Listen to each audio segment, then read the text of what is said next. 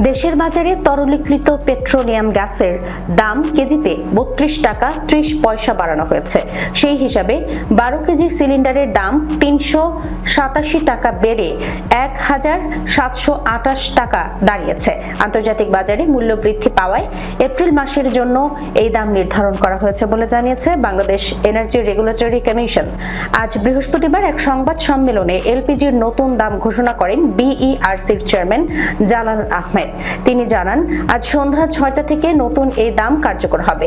সংবাদ সম্মেলনে আরও জানানো হয়, ১২ কেজি সিলিন্ডার কোম্পানি বা প্লান্ট পর্যায়ে ১,৬৩৩ টাকা ও পাইকারি পর্যায়ে ১,৬৮৩ টাকায় বিক্রি হবে।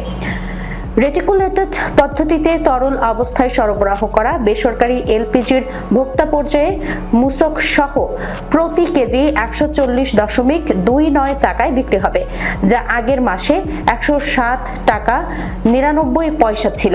ভোক্তা পর্যায়ে অটো গ্যাসের মূসক সহ মূল্য প্রতি লিটার ৭৯.77 টাকায় সমন্বয় করা হয়েছে, যা আগের মাসে ৬১ টাকা ৮৩ পয়সা ছিল।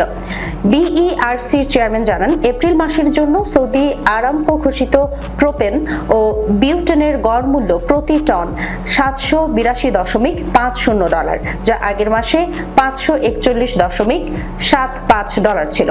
সৌদির সিপি বৃদ্ধিকে এপ্রিলে এলপিজির দাম বাড়ার প্রধান কারণ হিসেবে দেখিয়েছে বিইআরসি।